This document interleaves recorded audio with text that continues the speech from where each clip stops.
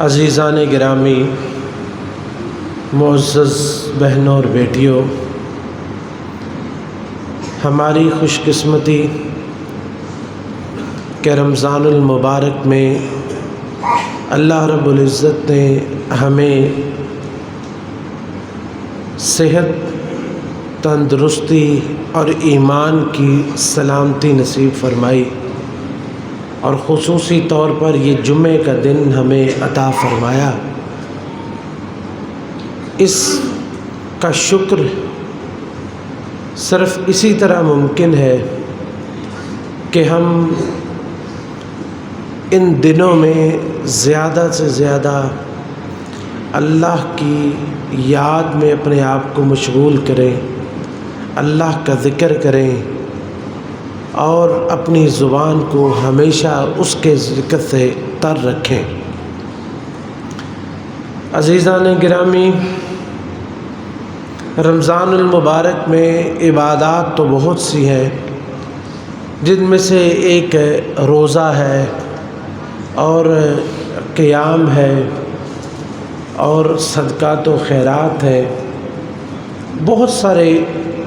ساری عبادات ہیں۔ لیکن ایک عبادت جو سب سے زیادہ اہم لیکن سب سے زیادہ آسان ہے، اور وہ ہے اللہ کا ذکر۔ یہ سب سے زیادہ اہم اور سب سے زیادہ آسان ہے۔ ابو الدرداء رضی اللہ تعالی عنہ روایت کرتے ہیں کہ رسول اللہ صلی اللہ علیہ وسلم نے ارشاد فرمایا، الا انبئکم بخیر اعمالکم وازکاها عند ملیککم، میں تمہیں بتاؤں کہ تمہارے اعمال میں سے سب سے بہتر عمل اللہ رب العزت کے ہاں وہ کون سا ہے؟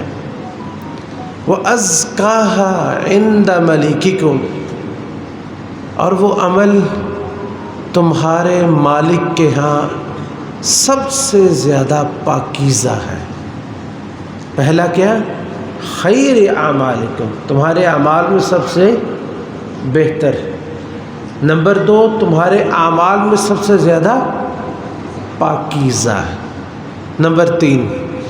وَأَرْفَعُهَا فِي دَرَجَاتِكُمْ، اور جنت میں تمہارے درجوں کو بلند کرنے کا سب سے بڑا وہ ذریعہ ہے۔ جنت میں تمہارے درجوں کو بلند کرنے کا سب سے بڑا ذریعہ ہے۔ کتنے ہو گئے؟ 3۔ نمبر 4، وَخَيْرٌ لَكُمْ مِنْ إِنفَاقِ الذَّهَبِ وَالْوَرَقِ، اور وہ تمہارے لیے سونا اور چاندی خرچ کرنے سے بھی زیادہ افضل ہے۔ سونا اور چاندی خرچ کرنے سے بھی زیادہ افضل ہے۔ کتنے ہو گئے؟ 4۔ نمبر 5، وَخَيْرٌ لَكُمْ من ان تلقوا عدوکم فتضربوا اعناقهم ويضربوا اعناقکم، اور اس سے بھی بہتر ہے کہ تم میدان جہاد میں نکلو، دشمن تمہاری گردنیں اتارے، تم اس کی گردنیں اتارو، یہ اس سے بھی افضل ہے۔ پھر آپ نے فرمایا، تمہیں بتاؤں نا، یہاں کہہ کے آپ خاموش ہو گئے۔ صحابہ کرام فرط شوق سے انہوں نے پوچھا، بھلا یا رسول اللہ صلی اللہ علیہ وسلم، اللہ کے رسول، ایسا افضل کام، ایسا اعلیٰ کام، ایسا برتر کام کیوں نہیں آپ ہمیں بتلائیں تاکہ ہم وہ کام کریں؟ آپ نے فرمایا، ذکر اللہ، اللہ کا ذکر کرنا ہے، اللہ کا ذکر کرنا ہے۔ اعلیٰ ترین عمل، سب سے پاکیزہ عمل، درجات کو سب سے زیادہ بلند کرنے والا، سونا چاندی سے زیادہ خرچ کرنے والا، جہاد میں شریک ہونے سے افضل، سب سے زیادہ افضل وہ کیا ہے؟ ذکر اللہ۔ اور دوسری حدیث میں رسول اللہ صلی اللہ علیہ وسلم نے بڑے ہی خوبصورت الفاظ میں ذکر فرمایا۔ آپ نے فرمایا من حالہ اللیل ان یقابدہ،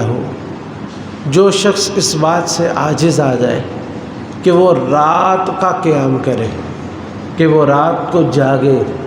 اور اللہ کے لیے نماز پڑھے، جو رات کو نہیں جاگ سکتا،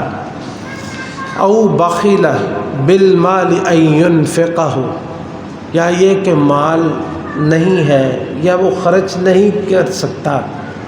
مال کو خرچ کرنے کو بھی دل نہیں کرتا، یعنی ظاہر بات ہے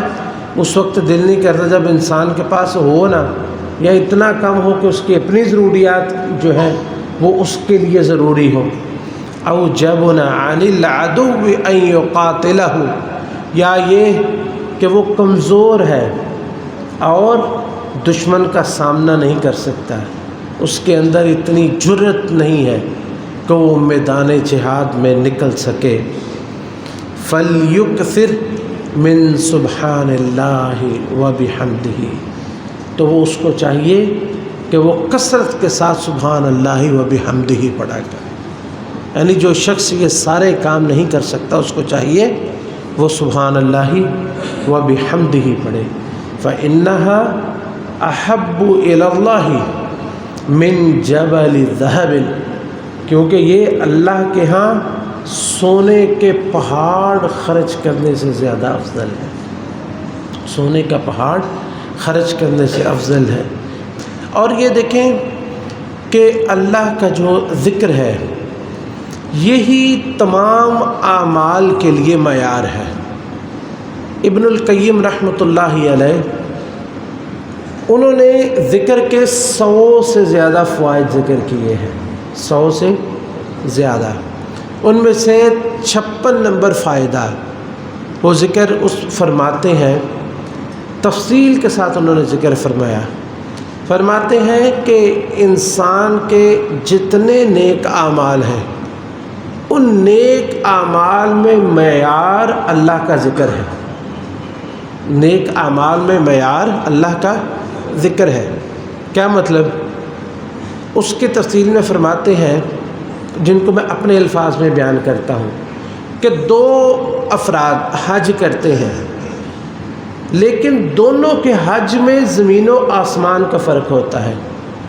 2 لوگ نماز پڑھتے ہیں، دونوں کی نمازوں میں زمین و آسمان کا فرق ہوتا ہے، 2 لوگ صدقہ کرتے ہیں، دونوں کے صدقوں میں زمین و آسمان کا فرق ہوتا ہے، 2 لوگ روزہ رکھتے ہیں لیکن دونوں کے روزوں میں زمین و آسمان کا فرق ہوتا ہے۔ یہ فرق کہاں سے پیدا ہوتا ہے؟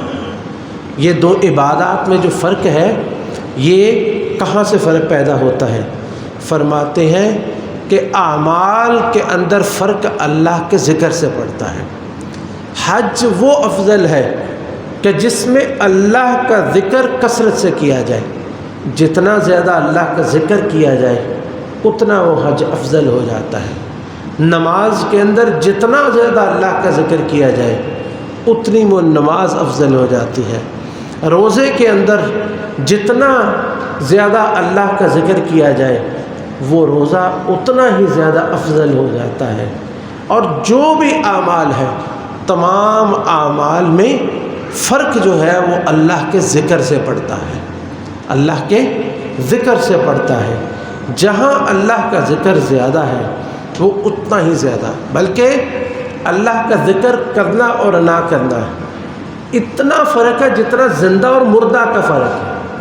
زندہ اور مردہ کا فرق ہے۔ جیسے رسول اللہ صلی اللہ علیہ وسلم نے فرمایا کہ اللہ کا ذکر کرنے والا اور نہ کرنے والا وہ اس طرح ہے جس طرح ایک زندہ ہے اور ایک مردہ ہے۔ اسی طرح اعمال ہے، انسان بھی اسی طرح،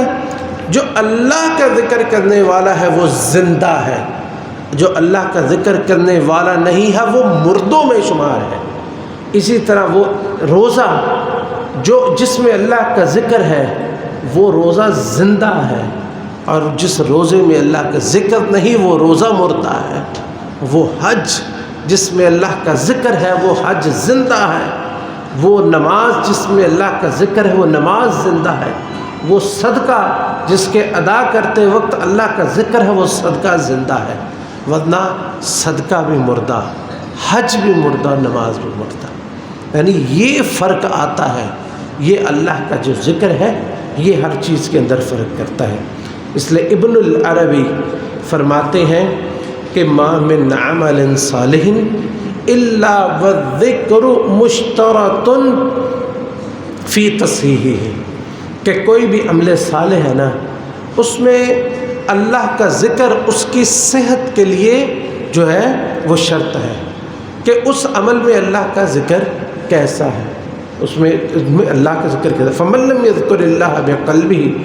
عند صدقتہ او صیامہ مثلا فلیس عملہ کاملا، جس نے صدقہ کے وقت اور روزے کے وقت اللہ کا ذکر نہیں کیا نا اس کا عمل کامل نہیں ہے۔ فصار الذکر افضل الاعمال من هذه الحیثیہ، فرماتے اس حیثیت سے اگر دیکھا جائے تو ذکر ہی تمام اعمال سے افضل ہے، ذکر ہی تمام اعمال سے افضل ہے۔ اور اسی لیے اللہ رب العزت نے قرآن مجید میں جب منافقوں کا ذکر فرمایا تو فرمایا کہ یہ نماز کے لیے وَلَا يَأْتُونَ الصَّلَاةَ إِلَّا وَهُمْ كُسَالَىٰ، نماز پڑھنے کے لیے آتے ہیں تو سست ہوتے ہیں، وَلَا يَذْكُرُونَ اللَّهَ إِلَّا قَلِيلًا، نماز میں اللہ کا بہت ہی تھوڑا ذکر کرتے ہیں بس لوگوں کو دکھانے کے لیے۔ تو یہ منافقوں کی علامت ہے کہ جو اعمال کریں اس میں وہ اللہ کا ذکر بہت ہی تھوڑا کرتے ہیں، یعنی ان کا دل نہیں کرتا اللہ کا ذکر کرنے کو۔ دیکھیں یہ اللہ کا جو ذکر ہے، نبی کریم صلی اللہ علیہ وسلم نے فرمایا ہر چیز جو ہے اس کے ایک ثقالہ ہے، ثقالہ کہتے ہیں جو اس کو پالش کر دینے والا ہے، اور دل جو ہے ان کو پالش کرنے والی چیز اللہ کا ذکر ہے، دل کو پالش کرنے والی چیز جو ہے وہ اللہ کا ذکر ہے۔ یہ دل جو مردہ ہو جاتے ہیں، جیسے اللہ تعالیٰ فرماتے ہیں کہ دل ان کے سخت ہو گئے، پتھروں سے زیادہ سخت، ان کے دل مردہ ہیں، تو یہ مردہ دلوں کو زندہ کرنا ہے یا ان پتھر دلوں کو نرم کرنا ہے تو اللہ کا ذکر کیجئے۔ معاذ بن جبل رضی اللہ تعالیٰ عنہ فرماتے ہیں ما من شیء انجا من عذاب اللہ من ذکر اللہ، کہ کوئی چیز اللہ کے عذاب سے ذکر سے زیادہ بچانے والی نہیں ہے، کہ جو اللہ کا ذکر ہے یہی انسان کو جو ہے یہ اللہ کے ذکر سے بچانے والی ہے، اور یہی دین کا خلاصہ ہے۔ رسول اللہ صلی اللہ علیہ وسلم کے پاس ایک بندہ آتا ہے اور آ کے کہتا ہے اللہ کے رسول، عربی تھا، باہر سے آیا، کچھ عرصے کے لیے آیا، پھر اس نے چلے جانا تھا، اتنا وقت نہیں تھا کہ وہ مدینہ میں رہ کے پورا دین سیکھے۔ کہنے لگے اللہ کے رسول کہ دین کے احکام بہت ہی زیادہ ہو گئے ہیں اور میں سارے احکام سیکھ نہیں سکتا، سارے احکام ان کو یاد نہیں کر سکتا، مجھے کوئی ایسا کام بتائیں اتشبث بہ کہ میں اس کو بس مضبوطی سے پکڑ لوں تو میں ایسے ہو جاؤں کہ جیسے میں نے پورے دین پر اور پورے اسلام پہ عمل کر لیا ہے۔ تو رسول اللہ صلی اللہ علیہ وسلم نے فرمایا کہ لا یزال لسانک رطبا بذکر اللہ، دین کا خلاصہ یہ ہے کہ تیری زبان ہمیشہ اللہ کے ذکر سے تر رہنی چاہیے، تیری زبان جو ہے وہ ہمیشہ اللہ کے ذکر سے تر رہنی چاہیے۔ اللہ تعالیٰ اسی لیے فرماتے ہیں یا ایھا الذین آمنوا اذکروا اللہ ذکرا کثیرا، اے اللہ کے بندو، اللہ یا ایھا الذین آمنوا اذکروا اللہ ذکرا کثیرا وسبحوہ بکرۃ واصیلا، کہ اے ایمان والو اللہ کا ذکر بڑی کثرت سے کہو اور صبح و شام اس کی تسبیح بیان کرو۔ اس کی تفسیر میں امام ابن کثیر رحمۃ اللہ علیہ فرماتے ہیں کہ ان اللہ لم یفرض علی عبادہ فریضۃ الا جعل لها حدا معلوما، اللہ رب العزت نے اپنے بندوں کے لیے جتنے فرائض رکھے ہیں ان کی ایک حد مقرر کی ہے۔ مثلا نماز ہے وہ دن میں 5 ادا کرنی ہے، 5 ادا کرنے کا کہا گیا ہے کہ یہ ضروری ہے۔ زکوٰۃ ہے اس کی حد بیان ہوئی ہے، اور حج ہے اس کی بھی حد بیان ہوئی کہ زندگی میں صرف ایک دفعہ فرض ہے، اس کے بعد جو نوافل۔ لیکن فرماتے ہیں ثم عذر اہلہا فی حال عذر، پھر اس کے بعد اللہ تعالیٰ نے جو عذر والے ہیں کہ مثلا جو فرائض مقرر کیے ہیں اس میں بھی اللہ نے عذر رکھے ہیں کہ نماز ایک بندہ جو ہے وہ کھڑے ہو کے نہیں بیٹھ کے پڑھ لے، حج فرض ہے لیکن کسی کے پاس استطاعت نہیں ہے تو وہ نہ ادا کرے، لیکن غیر ذکر، لیکن اللہ کا ذکر ایسا ہے کہ اس کے اندر اللہ تعالیٰ نے کوئی عذر نہیں رکھا، کوئی عذر قابل قبول اس میں نہیں ہے کہ بس اللہ یا ایھا الذین آمنوا اذکروا اللہ ذکرا کثیرا، ایمان والو اللہ کا ذکر کثرت سے کرو، فإن اللہ لم یجعل لہ حدا ینتہی الیہ، اور اس ذکر کی اللہ تعالیٰ نے کوئی حد بھی نہیں رکھی، بلکہ کیا فرمایا بس ذکرا کثیرا، بہت کثرت سے ذکر کرو۔ وَلَمْ يُعْذِرْ أَحَدًا فِي تَرْكِهِ إِلَّا مَغْلُوبًا عَلَى تَرْكِهِ، اور کسی کو بھی اس کے ترک کی اجازت نہیں دی سوائے ایسے انسان کے کہ جو ہے وہ بالکل جو ہے وہ عقل سے، یا انسان جو ہے اس کی زبان اس کا ساتھ چھوڑ جائے یا اس کی عقل اس کا ساتھ چھوڑ جائے۔ فقال، اور اللہ تعالیٰ نے فرمایا الذین یذکرون اللہ قیاما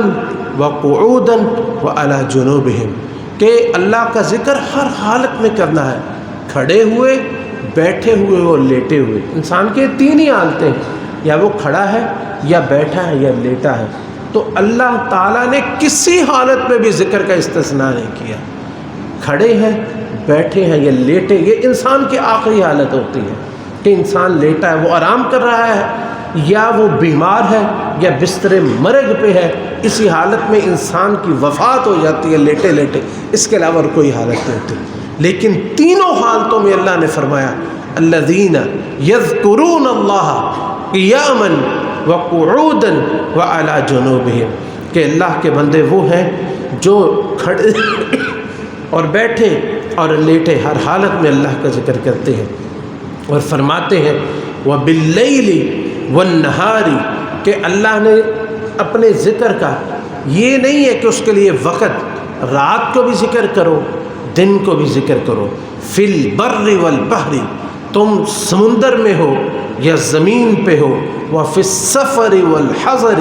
تم سفر میں ہو یا اپنے گھر میں ہو، والغنا والفقر، تم فقیر ہو یا تم غنی ہو، والصحت والسقم، تم صحت مند ہو یا بیمار ہو، والسر والعلانیہ، تم کوئی گفتگو کر رہے ہو، علانیہ ذکر کرو یا چھپ کے ذکر کرو، وعلی کل حال، کوئی بھی حالت ہے ہر حالت میں اللہ کا ذکر کرنے کا اللہ نے حکم دیا۔ وَسَبِّحُوهُ بُكْرَةً وَأَصِيلًا، اور فرمایا کہ صبح و شام 2 ہی وقت ہے، یا رات ہے یا دن ہے، فرمایا وَسَبِّحُوهُ بُكْرَةً وَأَصِيلًا۔ پہلے کیا ذکر تھا کہ یا ایھا الذین آمنوا اذکروا اللہ، کہ الذین یذکرون اللہ قیاما وقعودا وعلی جنوبہم، انسان کی حالت جو بھی ہے ذکر کرو، اور دوسری جگہ پہ فرمایا وَسَبِّحُوهُ بُكْرَةً وَأَصِيلًا، صبح و شام وقت کوئی بھی ہے اللہ کا ذکر کرو۔ فَإِذَا فَعَلْتُمْ ذَلِكَ صَلَّى عَلَيْكُمْ هُوَ وَمَلَائِكَتُهُ، فرماتے جب تم یہ کرو گے تو پھر اللہ اور اس کے فرشتے تم پر، اللہ اپنی رحمتیں بھیجیں گے اور فرشتے تمہارے لیے دعا کریں گے۔ اس لیے میرے بھائیوں، اللہ کا ذکر جو ہے وہ روزوں میں خاص کر لے، اور اپنی زبان کو اس گندی سیاست کے ساتھ آلودہ مت کرے۔ جو کچھ میں نے پہلے بھی ذکر کیا تھا پچھلے جمعہ بھی، کہ یہ سارا گند جو ہے سیاست کا، یہ اس رمضان میں مچنے والا ہے، اور افسوس کی بات یہ کہ اہل دین وہ بھی اس میں ملوث، وہ رمضان المبارک میں جلسے کرتے پھرتے ہیں، رمضان المبارک میں جلوس نکالتے پھرتے ہیں، رمضان المبارک میں ان کے پاس اتنی فرصت اور اتنا وقت ہے کہ وہ ان گندے سیاستدان، ان گندے انڈوں کی وجہ سے اپنے قیمتی وقت رمضان المبارک کو برباد کر رہے ہیں، اپنے قیمتی رشتے، اپنے دوست احباب کے ساتھ اپنے تعلقات خراب کر رہے ہیں، ان لوگوں کی وجہ سے جو کل جن کا آنا خوشی کا باعث تھا، کل وہ پیسہ لے کے آئے، پھر پیسہ لے کے گئے، پھر پیسہ لے کے آئیں گے، پھر پیسہ لے کے جائیں گے، ان سیاستدانوں کی خاطر اپنے اعمال کو تباہ کرنا، اپنے وقت کو ضائع کرنا، اپنے رشتوں کو خراب کرنا، اپنے ہم مسلک اور اپنے ہم مذہب، اپنے مسلمان بھائی اور اپنے سگے بہن بھائیوں کے ساتھ لوگوں نے اپنے تعلقات بگاڑ لیے۔ ان لوگوں کی خاطر جو صبح کچھ اور رات کچھ ہے، آپ دیکھ لیں ان سارے سیاستدانوں کی تاریخ کیا ہے، آپ کو یہ سب کے ساتھ مل جائیں گے، صبح کسی کے ساتھ، شام کسی کے ساتھ، اپنے اقتدار کی خاطر، اپنے مطلب کی خاطر اور اپنے مقصد کی خاطر یہ سب سے ہاتھ ملانے کے لیے تیار ہے۔ ضرورت پڑے تو گدھے کو باپ کہہ دیتے ہیں، جب ضرورت ختم ہو جائے تو باپ کو ہی گدھا کہہ دیتے ہیں۔ یہ ایسے لوگ ہیں، ان کی خاطر اپنے وقت کو ضائع نہ کریں۔ یہ قیمتی گھڑیاں جو اللہ رب العزت نے آپ کو عطا فرمائی ہیں، ان میں ان کو اللہ کے ذکر میں صرف کیجیے، اللہ کو یاد کیجیے۔ کتنی عبادات، یہ ذکر جو ہے اللہ رب العزت کا، جیسے ہم نے ذکر کیا، نہ اس کے لیے وضو کی شرط ہے، نہ اس کے لیے مسجد میں ہونے کی ضرورت ہے، نہ اس کے لیے قبلہ رخ ہونے کی ضرورت ہے، بلکہ قیاماً وقعوداً وعلی جنوبہم، اور صبح اور شام اور دوپہر، وکان نبی علیہ السلام کان یذکر اللہ علی کل احیانہ، ہر حالت میں اللہ کا ذکر کرتے تھے۔ اور رمضان المبارک میں وہ لوگ جو روزہ نہیں رکھ سکتے اپنی بیماری کی وجہ سے، یا وہ عورتیں جن کے لیے عذر ہے روزہ نہ رکھنے کا، تو کیا ذکر کو چھوڑنے کا بھی کوئی عذر ہے؟ یہ رمضان المبارک صرف روزے کے لیے نہیں ہے، روزہ ایک عبادت ہے رمضان المبارک میں، تو وہ خواتین اور وہ بوڑھے اور وہ بیمار جو روزے نہیں رکھ سکتے، یہ سارے جو ہے وہ عبادات، اور خاص طور پر ذکر جو ہے یہ تو سب کے لیے جائز ہے، چاہے کوئی جنابت کی حالت میں ہے، وہ ایام میں ہے، وہ روزہ نہیں رکھتا، کسی بھی حالت میں ہے، تو وہ اللہ کا ذکر جو ہے وہ کر سکتا ہے۔ یہ تو سب کے لیے اجازت ہے۔ اپنے وقت کو قیمتی سمجھیے، اور اس وقت کو غنیمت سمجھیے کہ جب تک زبان ساتھ دیتی ہے، جب تک دل کی دھڑکنیں ساتھ دیتی ہیں، جب تک خون اس جسم میں رواں ہے، جب تک روح جسم کے اندر موجود ہے، اپنے اوقات، اپنے وقت کو اور اپنے گھڑیوں کو اور اپنی مہلت کو غنیمت جانیے، اور زیادہ سے زیادہ اللہ کا ذکر کیجیے۔ اللہ رب العزت مجھے اور آپ سب کو اس کی توفیق نصیب فرمائے۔ عزیزان گرامی، اللہ کے ذکر میں سے ایک ذکر قرآن کریم کی تلاوت ہے، بلکہ اللہ رب العزت نے اس قرآن کا نام ہی ذکر رکھ دیا ہے، وَأَنزَلْنَا إِلَيْكَ الذِّكْرَ لِتُبَيِّنَ لِلنَّاسِ مَا نُزِّلَ إِلَيْهِمْ، کہ ہم نے آپ کی طرف ذکر نازل کر دیا۔ اس قرآن کو اللہ تعالیٰ نے ذکر کہا ہے، تو ذکر میں سے قرآن کریم کی تلاوت بھی ہے، اور قرآن کا اور رمضان کا جو تعلق ہے وہ کسی سے مخفی نہیں ہے، کہ اللہ رب العزت نے جہاں رمضان المبارک کی آیات ذکر فرمائی، اس کے وسط میں فرمایا کہ شہر رمضان الذی انزل فیہ القرآن، کہ رمضان کا مہینہ ہی وہ مہینہ ہے کہ جس میں قرآن کریم کو نازل کیا گیا، کہ قرآن کریم رمضان المبارک میں اللہ رب العزت آسمان دنیا پہ اسے لے آئے، اور پھر وقتاً فوقتاً اس کو نازل فرماتے رہے۔ صرف رمضان المبارک ہی نہیں، صرف قرآن کریم ہی نہیں، بلکہ جتنی آسمانی کتابیں ہیں، چاہے وہ تورات ہے یا انجیل ہے یا زبور ہے، ان تمام آسمانی کتابوں کے نزول کے لیے اللہ رب العزت نے رمضان المبارک کا مہینہ ہی چنا ہے۔ رمضان عام دنوں میں تو قرآن کریم کے بارے میں رسول اللہ صلی اللہ علیہ وسلم کا یہ فرمان ہے کہ جس شخص نے 3 دن سے کم دنوں میں قرآن کریم پڑھا تو اس نے قرآن کو سمجھا نہیں ہے۔ یہ عام ہے، لیکن ہمارے اسلاف کا طریقہ یہ ہوتا تھا کہ رمضان المبارک میں وہ قرآن کریم کی تلاوت جو ہے وہ بہت زیادہ کرتے تھے، بلکہ بعض سے تو اس حد تک آتا ہے کہ وہ ایک دن میں پورا قرآن مجید ختم کر لیا کرتے تھے، ایک دن میں قرآن پاک مکمل کر لیتے تھے۔ جیسے کہ اسود رحمہ اللہ تابعی ہیں، کان یختم القرآن فی رمضان فی کل لیلۃ،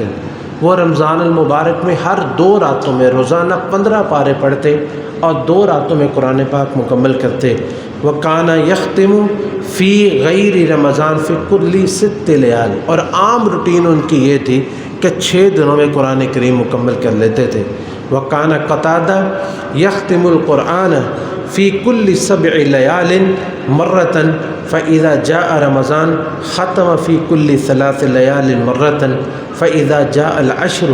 ختم فی کل لیلۃ مرہ۔ حلیۃ الاولیاء میں ان کے بارے میں امام قتادہ جو قرآن کے بہت بڑے مفسر بھی ہیں، ان کے بارے میں آتا ہے کہ عام ان کی روٹین یہ ہوتی تھی کہ 7 دنوں میں قرآن کریم مکمل کر لیتے، رمضان آتا تو 3 دنوں میں قرآن پاک مکمل کرتے، اور جب آخری عشرہ آتا تو ہر رات ایک قرآن کریم مکمل کرتے، آخری عشرے میں روزانہ ایک دفعہ قرآن کریم مکمل کرتے۔ اور ابی ابن سلیمان بیان کرتے ہیں کہ امام شافعی رحمۃ اللہ علیہ وہ ہر رمضان میں روزانہ 2 دفعہ قرآن پاک مکمل کر لیتے تھے، ہر رمضان میں روزانہ 2 دفعہ، یعنی ایک رمضان میں 60 مرتبہ قرآن کریم جو ہے وہ مکمل کر دیتے تھے۔ اور یہ رمضان المبارک جب آ جاتا ہے تو ہمارے اسلاف جو ہے وہ باقی جو ہے وہ تعلیم وغیرہ اس کا سلسلہ روک دیتے۔ امام زہری رحمۃ اللہ علیہ کان اذا دخل رمضان، رمضان آتا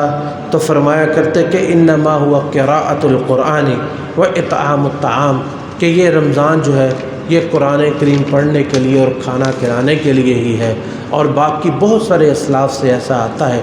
یہاں ایک بڑی اہم بات جس کی طرف آپ کی توجہ دلانا چاہتا ہوں کہ قرآن کریم جو ہے اس کے ساتھ ہمارا معاملہ جو ہے یہ قرآن کریم سے فائدہ کس طرح حاصل کرنا چاہیے۔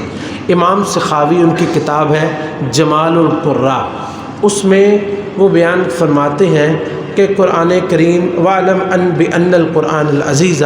يُقْرَأُ لِلتَّعْلِيمِ فَالْوَاجِبُ التَّقْلِيلُ وَالتَّكْرِيرُ، جو شخص قرآن کریم یاد کرنا چاہتا ہے، یعنی قرآن کریم کیسے پڑھا جائے، اس کی انہوں نے 3 حالتیں ذکر فرمائی ہیں۔ فرماتے ہیں جو تو قرآن کریم سیکھنا چاہتا ہے، یعنی اس کو یاد کرنا چاہتا ہے، تو وہ قرآن کریم کی کچھ آیات پڑھے اور پھر ان کا ہی تکرار کرتا رہے، ان کو ہی بار بار پڑھتا رہے تاکہ وہ یاد ہو جائے۔ وَيُقْرَأُ لِلتَّدَبُّرِ، اور یہ قرآن کریم تدبر کے لیے اگر کوئی پڑھتا ہے، فَالْوَاجِبُ التَّرْتِيلُ وَالتَّوَقُّفُ، تو اس کے لیے ضروری ہے کہ وہ ٹھہر کے پڑھے اور رک جائے، یعنی قرآن کریم ایک آیت پڑھے۔ جیسے صحابہ کے بارے میں آتا ہے کہ وہ فرمایا کرتے تھے کہ ہم 10 آیتیں پڑھتے تو جب تک اس کی ہمیں سمجھ نہ آ جاتی ہم 11ویں آیت نہیں پڑھتے تھے۔ تو یہ تدبر ہے، جس طرح کہ ہمارے ہاں قرآن کی کلاس ہوتی ہے الحمدللہ روزانہ، یہاں پہ عصر کے بعد جو ہے وہ تدبر قرآن اور قرآن کو مفہوم کو سمجھنے کے لیے، تو یہ 25 منٹ کے اندر ہم 1 یا 2 آیتیں پڑھتے ہیں، بلکہ جمعرات کو 1 آیت بھی ہم نہیں پڑھ سکے تھے، کیونکہ تدبر جو ہے وہ اس بات کا تقاضا کرتا ہے کہ انسان اس کے لیے وقت دے۔ تو ایک طریقہ تو یہ ہے، یعنی ایک تعلیم کا ہے اس کو یاد کرنے کا، دوسرا اس کا تدبر ہے، اس کے لیے انسان تدبر کے لیے الگ وقت نکالے، اور تیسرا یہ کہ انسان اس کو صرف اجر کی نیت سے پڑھتا ہے۔ جیسا کہ حدیث میں آتا ہے کہ الف لام میم سے 3 نیکیاں ملتی ہیں، جو شخص صرف اس کو قرات اس نیت سے کرتا ہے اس کے اجر کے لیے، تو پھر وہ اس کو تیزی سے پڑھ لے۔ جیسا کہ ہم نے ذکر کیا اسلاف کی وہ قرآن پاک مکمل بھی پڑھ لیتے تھے، تو ہم کم از کم جو ہے اس پہ اعتراض ہم اس وقت کریں گے کہ کیا اس سے زیادہ پڑھا جا سکتا ہے یا نہیں، اس کا ہم نے ویسے اس کا جواب بھی دیا ہے، لیکن جب ہم 10 پاروں پہ پہنچ جائیں گے نا، کہ روزانہ 10 پارے پہنچ جائیں، تو اس کے بعد پھر اگلا سوال بھی ہم کر لیں کہ اس سے زیادہ پڑھنا جائز ہے کہ ناجائز ہے، ٹھیک ہے نا؟ وہ تو اللہ تعالیٰ ہمیں پہنچا دے، یہ اس کے لیے کوئی مشکل نہیں ہے۔ لیکن یہ ہے کہ جو یعنی کہ جو تیسرا طریقہ ہے وہ ہے تحصیل اجر، صرف اجر کی نیت سے کہ جتنے الفاظ پڑھیں گے اتنا اجر زیادہ ہے، تو اس کے لیے یہ کہ انسان قرأت صریح کرے، جیسے یعنی جلدی قرأت، جیسے قرآن پاک عام پڑھا جاتا ہے، اس کے الفاظ لیکن مکمل ادا کیے جائیں۔ تو یہ امام سخاوی نے 3 چیزیں بیان کی ہیں۔ ایک چوتھی چیز بھی ہے، وہ ہے سماع قرآن کریم کو سننا۔ رسول اللہ صلی اللہ علیہ وسلم پہ قرآن مجید نازل ہوا، لیکن آپ بعض دفعہ صحابہ کرام سے سنتے تھے اور صحابہ کرام حیران ہوتے۔ آپ نے فرمایا نہیں، آج میرا دل کرتا ہے میں کسی اور سے سنوں۔ تو قرآن کریم جب انسان کبھی مصروفیت میں ہو تو قرآن کریم انسان سن سکتا ہے۔ اور اسی طرح یہ جو ہم تراویح پڑھتے ہیں، تو تراویح جو ہے قرآن کریم کی سماعت کا ایک بہترین ذریعہ ہے کہ قاری صاحب پڑھ رہے ہوتے ہیں اور ہم پیچھے کھڑے اللہ کے حضور قرآن کریم کو سن رہے ہوتے ہیں۔ تو یہ 4 طریقوں سے قرآن مجید جو ہے اس کی تلاوت کے یا اس سے فائدہ حاصل کرنے، یا قرآن کریم میں تدبر اور غور و فکر اور قرآن کریم کا اجر حاصل کرنے کے یہ 4 طریقے ہیں۔ اللہ رب العزت ہمیں سب کی توفیق نصیب فرمائے۔